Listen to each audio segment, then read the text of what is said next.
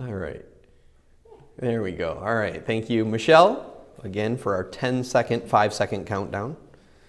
She doesn't know seconds very well. So anyway, welcome to Broken and Remade. Everyone who came today, welcome to the internet.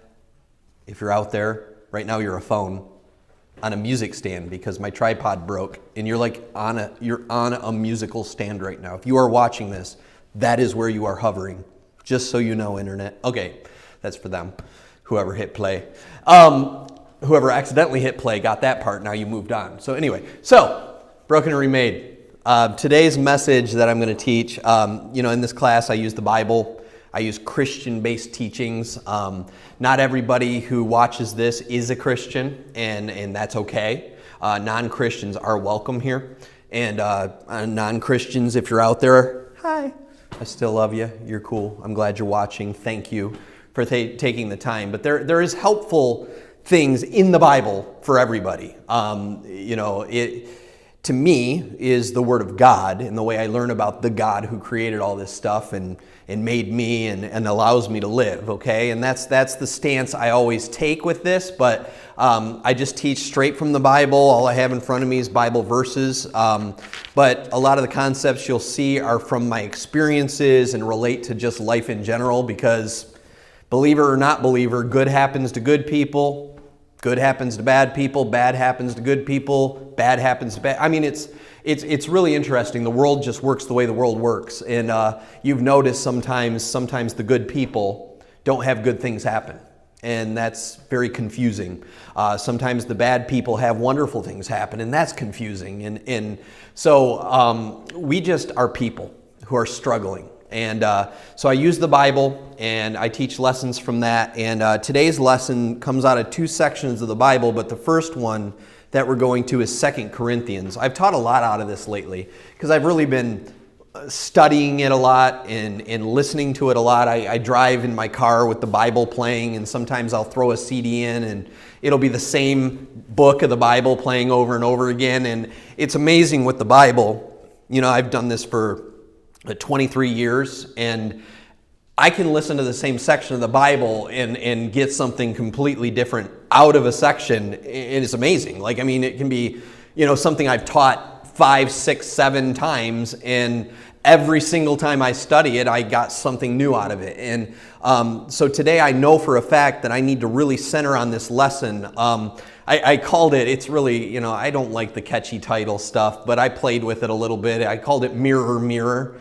Okay, and the idea is the Bible uses a couple of references sometimes to mirrors, okay, reflective glasses to reflect back upon ourselves. I don't know how you are when you get in front of your mirror. Maybe it's different stages when you're in front of your mirror. Like when you first wake up and look in the mirror, you might go, okay, we got some work to do. You do some work, and eventually, whether you walk away going, oh yeah, like I do quite often, it's a guy thing. I think us guys, we could just slap water on our face, look up and go, yeah, I'm looking good. It's what we do. Ladies could work for 2 hours and go, whoa, I just got so Bob Crane. I'm not specifically talking about you. I didn't say Michelle sits in front of the mirror for 2 hours. I didn't say Michelle looks up and says, well, good enough. Okay, anyway, so let's move on very quickly. Very, very quickly. But there's something else you see in the mirror, okay, reflecting back at you. You know you. You also know the history of you.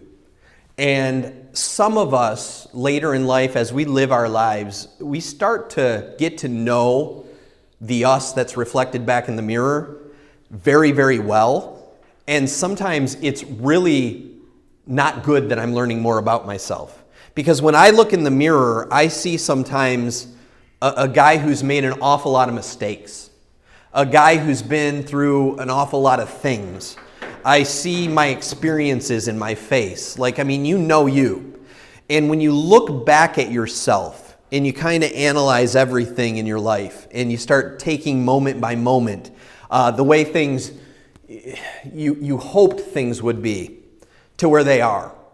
the way you envisioned things to the way they really reality set in, and it didn't go quite according to the plan.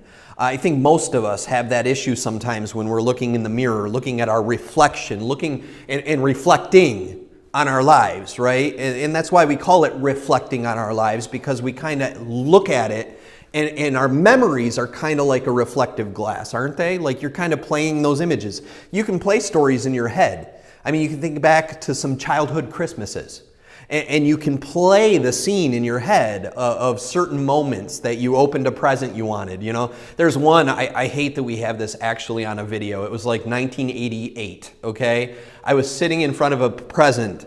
I popped open the present, and there is video evidence of this, and I am so not happy about this situation. It's a Snoopy snow cone machine, okay? Yeah, a lot of us did of this generation, okay? I got my Snoopy snow cone machine, and when I looked down at this box, and I can still play this scene in my head, I yelled, "Oh, I dig it, Mom, I dig it, I dig it." I have no idea why in 1988 I thought the coolest thing I could ever think to say about my Snoopy snow cone machine was, "I dig it, Mom, I dig it." Really? Honey Smack cereal, you remember? I dig it. Like, I think that may be where it came from back then. I don't know. But man, it's so embarrassing sometimes to look at the old videos, and sometimes those old things we said, the phrases that we used to use and stuff. It's so weird. And again, all our memories are just like reflective images to remind us of our lives. Some of you have some great moments. And some of you had some really devastating, horrible, painful moments. And they're still there. Those don't just go away. I wish they did. I wish we could erase some of the tape. I wish we could kind of just go over them like our old VHS tapes where we'd rewind to the spot and hit record again and it's just gone. But unfortunately, as human beings in our lives, that sticks. It stays, all right? That's part of us, our reflection. The Bible talks about two different things being reflective glasses that I want to talk about today. And one of those reflective glasses does have us look into this glass and reflect back an image of the natural us, who we actually are by nature. And what that reflective glass is the old law. You know, the Old Testament, the old book where Moses received tablets. You know, you might have seen it as a movie, Charlton Heston or whoever it was, right?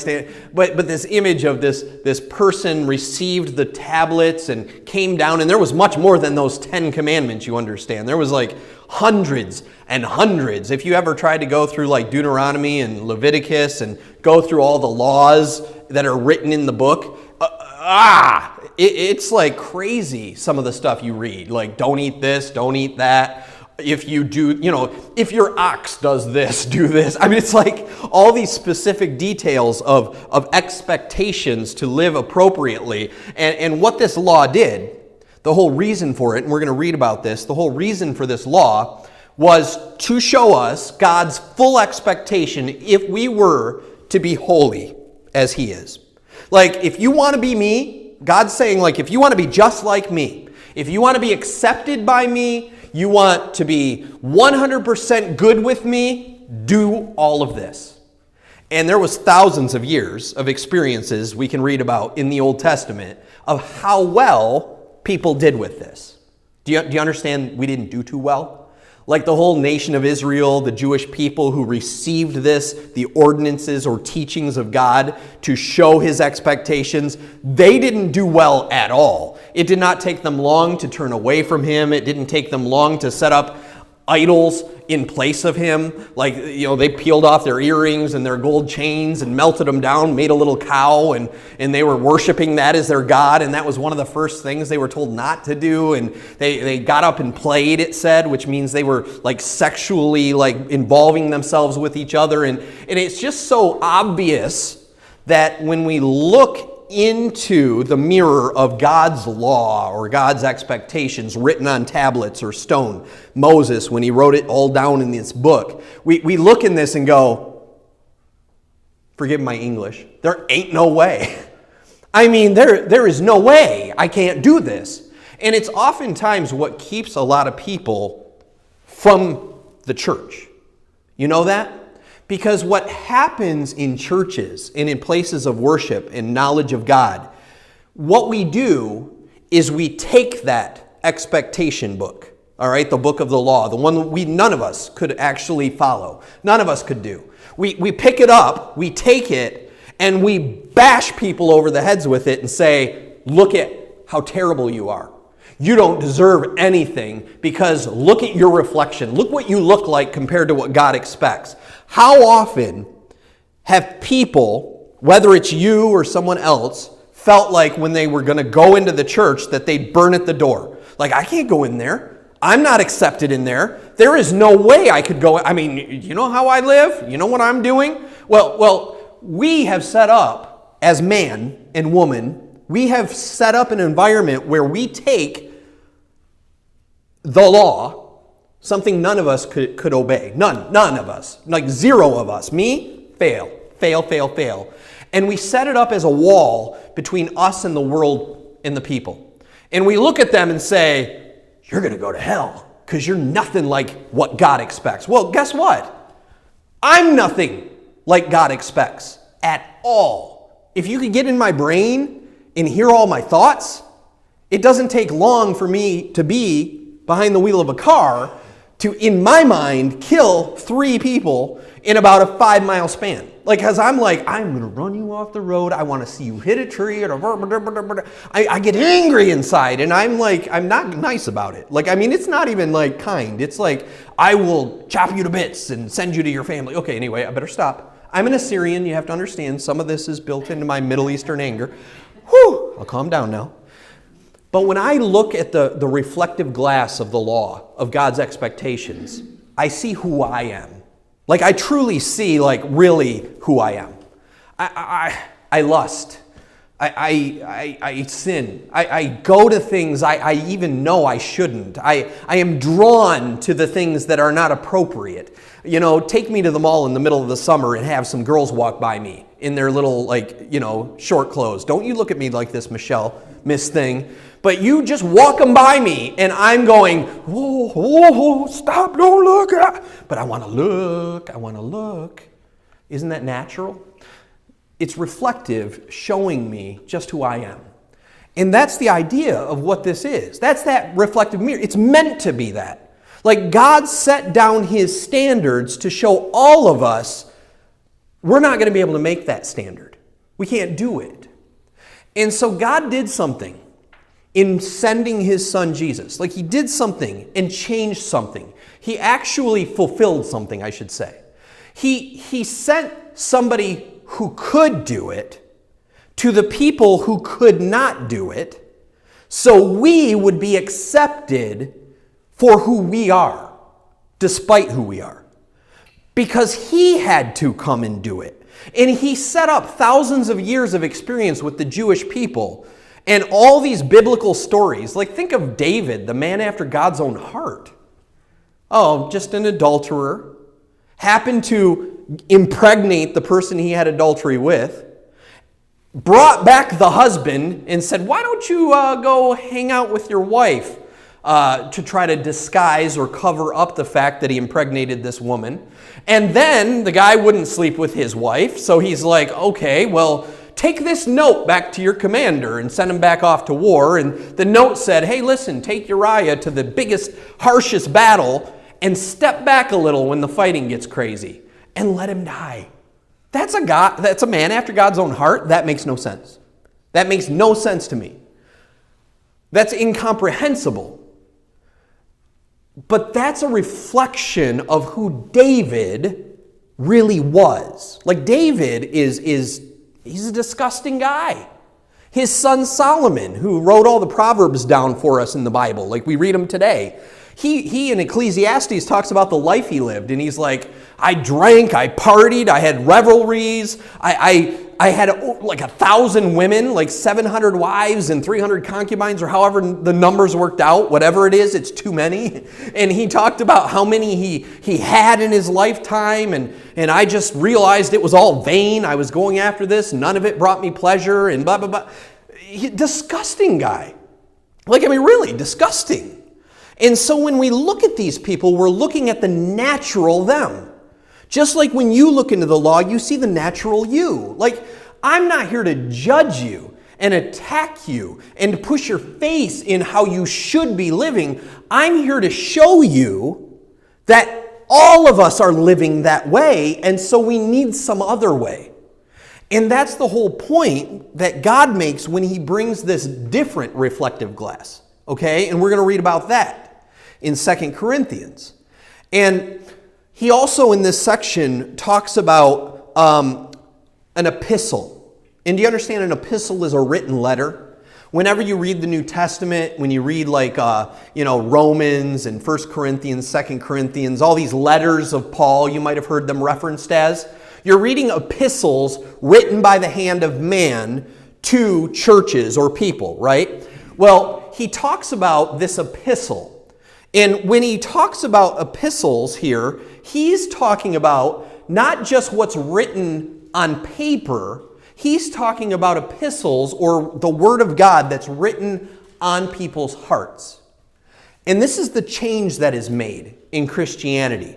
This is the change that is made when Jesus Christ came. Like, why would Jesus even come to this earth and die? Like, it makes no sense unless it was really, really dramatic. Because why would the Son of God be born into flesh and have to suffer and die? Like, no dad, no father should ever think to put his son through that. So there must be some really, really vitally important reason that happened.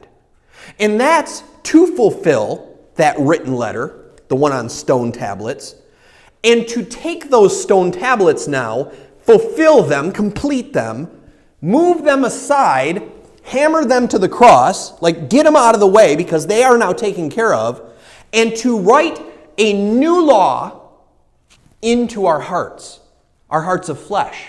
It's built into us now. Because when Jesus died on that cross, he did another amazing thing that I always bring up because this is vital to my teachings about broken and remade.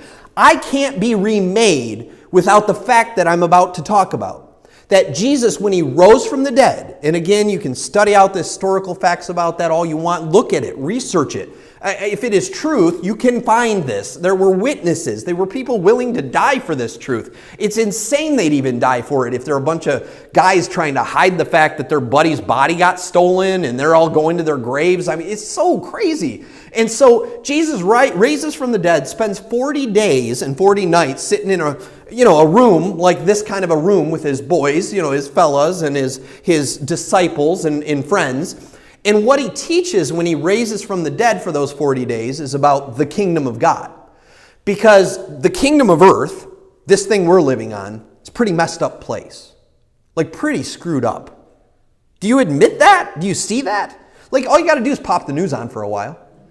Or all you got to do is remember some of those videos in our head of our lives. And the way we've been mistreated, or the way we've been hurt, or the way we've hurt others, or the way things haven't gone the way they're supposed to go, or how evil people have good things happen, or how good people have evil and bad things happen. It's not fair. It's not right. That's because this earth is not fair, and it is not right.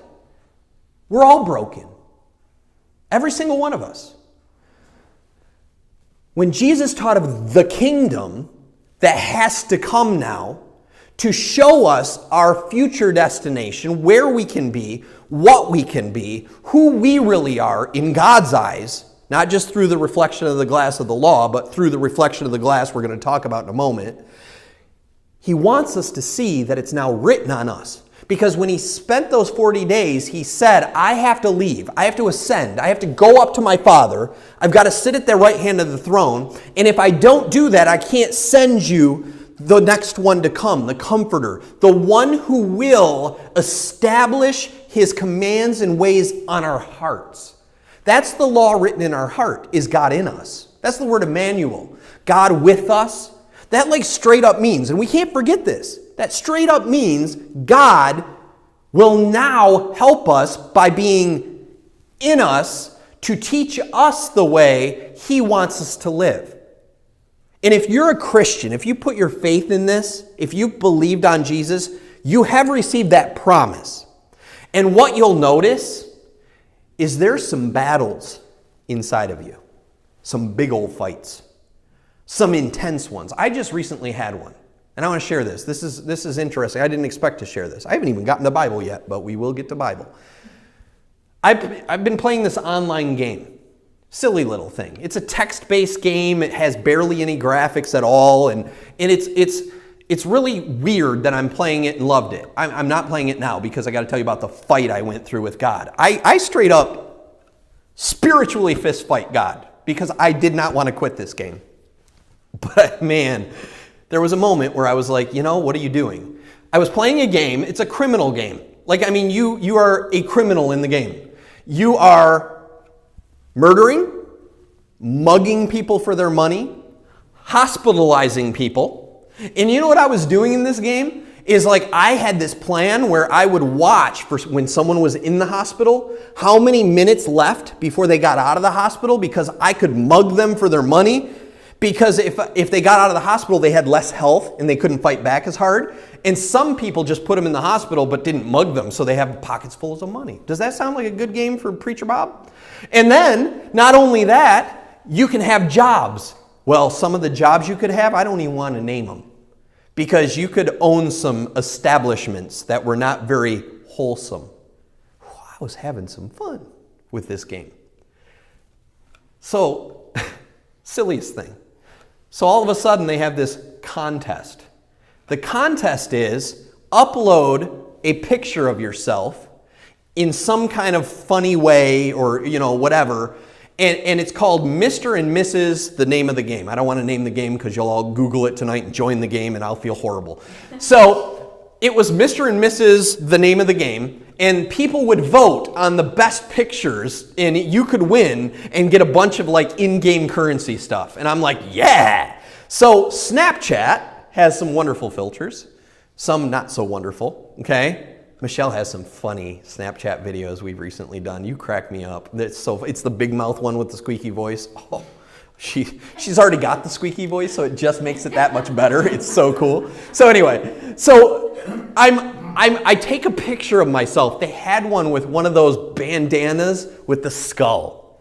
And I took a picture of myself and I gave this evil look and I was like, and I uploaded it. And I was like, yeah. And then all of a sudden, sitting at work, don't tell people from my work. You know too many people at my work out there. I know. I'm sitting at work, playing this game, and all of a sudden, upside my head, I just feel this blast of guilt. I'm like, what am I doing? Like, I'm murdering. I'm maiming, I'm stealing, I'm breaking people out of jail. It was part of my job. I was a lawyer. I was a bondsman. I was paying their bond, but then I also was breaking some out. What am I doing? But then all of a sudden I'm like, oh, no. No, I'm having fun. That's what I'm doing. Really, Bob? You better stop this. I'm like, no, this is really a blast. I'm really enjoying this. It's fine. I know it's just make-believe. I know it's just fantasy. I'm not really hurting anybody. It's fine. Oh. It dawns on me that I'm having an internal tug of war. And I finally realize who's got the other end of this rope. I finally realize, oh, hi, God. I did the hardest thing that day.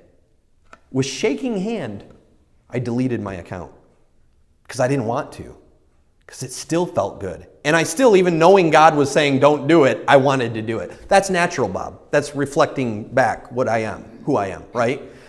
But in my heart, internally now, I have moments where God shows me. He gives me that little Psst, hey, should you do that?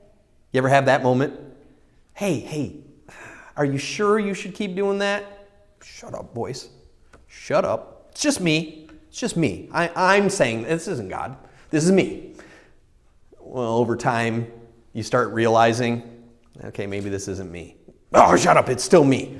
I still want to do this. Well, that's how it is having God in my heart now. You understand that? Like, it's no big booming voice, like, just so the unbelievers out there don't freak out, like, Bob thinks he has God inside of him, right? I don't get like this voice of thunder in my brain that goes, delete the game.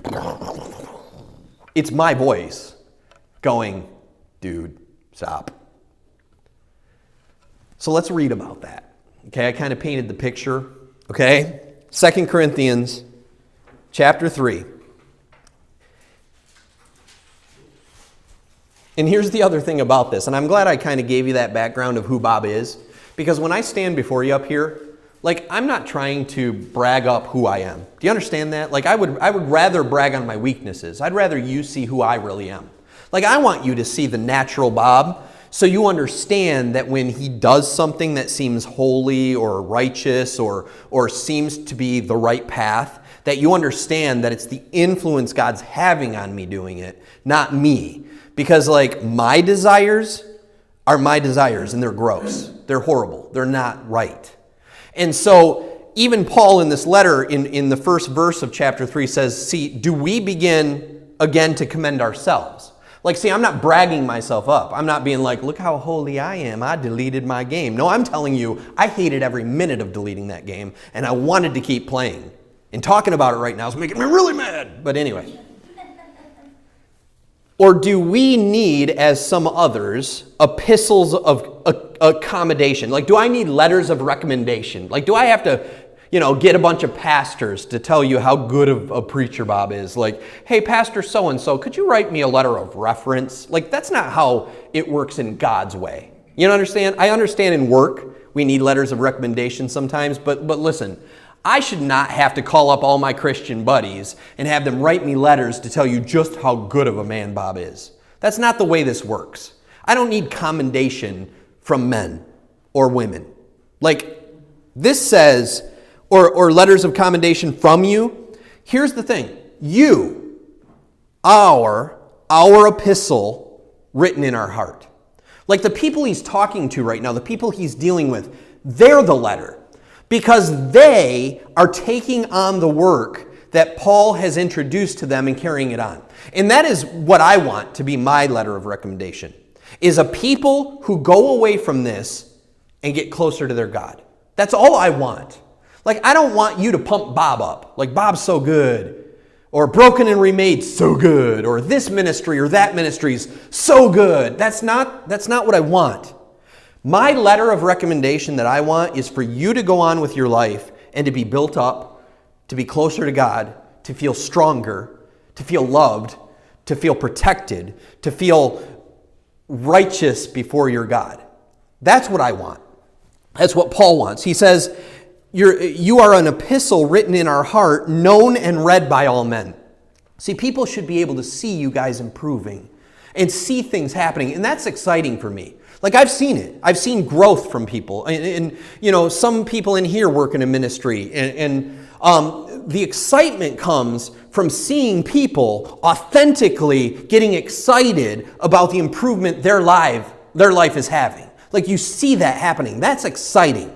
And it says, clearly, you are an epistle of Christ, ministered by us, but written not with ink, but by the Spirit of the living God.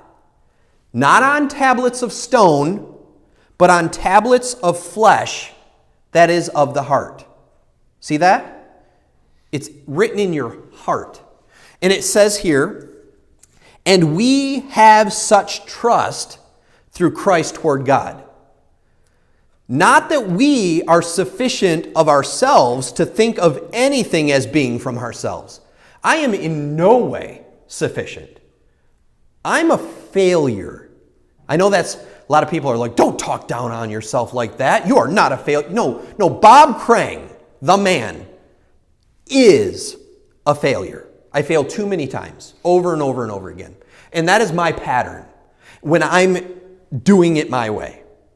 And it says here, but our sufficiency is from God. So God has given me sufficiency. God has given me approval. Okay, and we're going to read about that. It says, verse 6, who also made us sufficient as ministers of the new covenant. See, that's what God's done to me. I'm a divorced man. I'm a remarried man.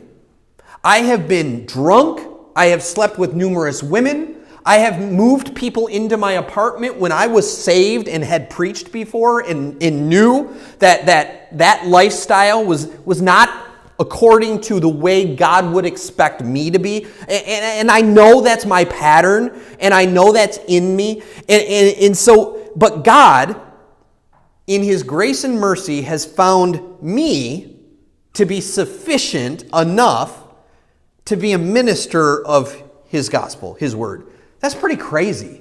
Like, that's insane that God finds you sufficient enough. And a lot of us feel insufficient. We feel not able to be used.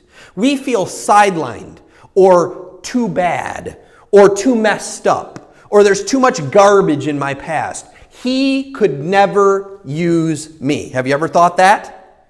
Many of us have. He could never use me. Well, He uses all those good people. Well, no. He finds us sufficient to display His grace and mercy. That's my job. And that's pretty cool. That gives me excitement. The fact that I can mess up so badly and still be sufficient to be used by a God of grace and mercy. That's insane. That really is insane. We are not sidelined. We are not thrown aside. It is not too late. Boy, do we think it's too late so many times. There's no way I could walk in that church. No, that day you walk into that church is the beginning. You have not messed up too much to turn right back to God. You are sufficient. You are sufficient just as you are. That's an amazing truth. And it says, but our sufficiency, it's from God, who also made us sufficient as ministers of the new covenant. Listen, not of the letter, but of the Spirit. For the letter kills. You understand that law of Moses was death. It was death. Each and every one of us in here would be condemned to death by that law that Israel had to live by. Every one of us. No matter how bad, no matter how little you broke it. Well, I just told a little lie. Oh, I haven't done as much as so-and-so's done. No, if you've done anything that has come short of that expectation of God, that law puts you to death. Boom, done, over. But the beauty is, I'm no longer judged by that letter. But the Spirit gives life. So because His Spirit has come into me, because He promises me I'm sufficient as long as I come to Christ, no matter what I've done, no matter what failures I've had, no matter what I see in a natural mirror, no matter those movies playing in my head, no matter all of those things, that letter, sure, it would kill us. Sure, if I threw up the law in front of your face, we would all be condemned. But God judges by the Spirit, which is written in our heart at the time we come to just accept grace and mercy as we are. That lady that got dropped in front of Jesus' feet in the act of adultery, she was caught in the act. The Jews brought her before Jesus and threw her at His feet and said, our law says, see how they worded that? Our law says that we're supposed to pick up stones and stone her. What say you, Jesus? Thinking they'd trap Him. Do you know what He did?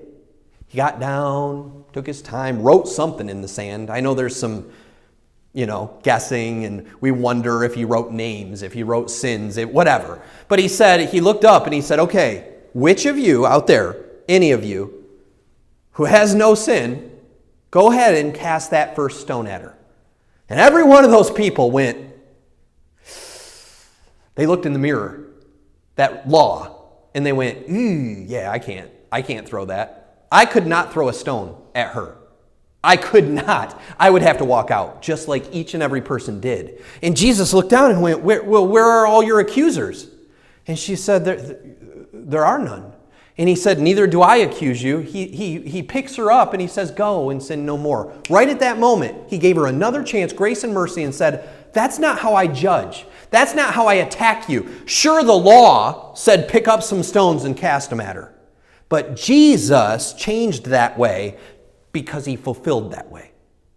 And he said, because you've repented, because you're ready to move forward and sin no more, go. That's amazing. Really, it blows my mind. And it says, but if the ministry of death, written and engraved on stones, was glorious, which it was from God. That's what that means. It was from God.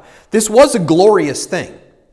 We got to see the standard of God. We get to see the beauty of God. We get to see how we can't compare to God. And it says, so that the children of Israel could not look steadily at the face of Moses because of the glory of his countenance, which glory was passing. I don't know if you've read the story or if you remember the story, but when Moses went up on the mountain and met with God face to face and got all these laws, when he descended down that mountain, they had to take a veil and cover his face because it was shining so brightly they couldn't even look at Moses. Like it was going to burn their eyes right out. They had to cover his face because he had been with God. That's something that they're showing here, that it was so glorious, so from God. Because too many people talk down about the law and act like it was an insufficient thing and that God did away with it because it was never meant to be the way. Well, no, it is the way if we could do it. If anyone could be saved by the law, they could have been saved by the law, but no one could be. Okay, but so Moses' glorious face when it was shining, it says it was a glory that was passing away.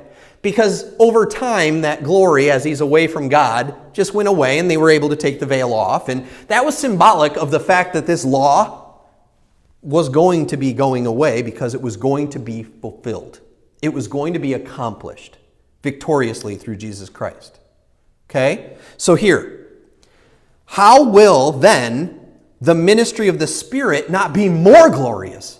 I mean, the Spirit in us. That means God with us forever, always, never ending. That glory will never go away. How more glorious is the fact that we're in the Spirit and not in the law now? So much more glorious.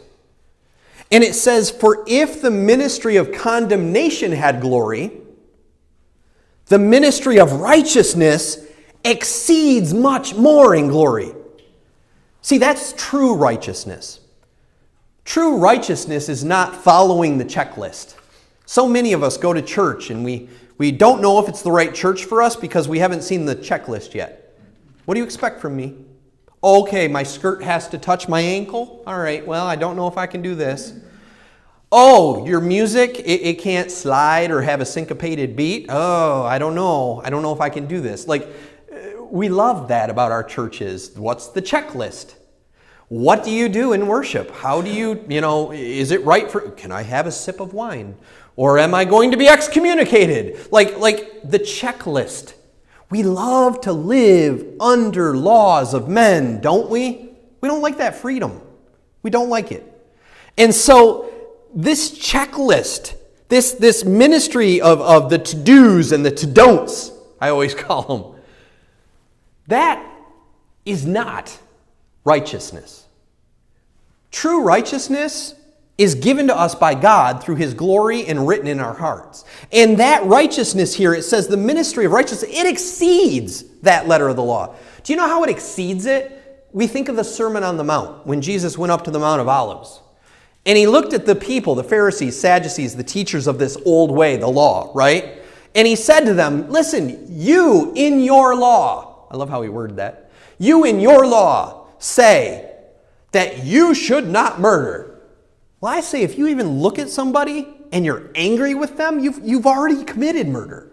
Like that exceeds the law. Like that goes above and beyond. That's the righteousness in my heart now, is I know when I've slaughtered in my head 3 little grannies that couldn't drive their car the speed limit, like, I've already murdered them. Like, that is not righteousness, and I know it.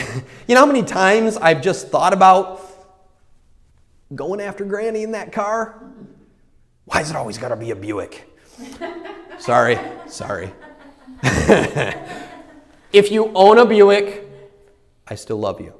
My second car was a Buick. My grandma gave me her Buick Century, and I liked it. And I drove it fast, just for the record. They can go fast, just so you know. Yeah, exactly. So, listen, this righteousness in me exceeds the righteousness of the checklist, like, because it's all about love. It's all about caring and compassion. Like, that's what even the lawyer, right? The lawyer who walks up to Jesus, the guy who, like, handles the law, the law of Moses and all this, goes up to Jesus and he's like, which of these commands is the greatest? And Jesus, what does he do? He breaks it down very easily. He takes it above the checklist.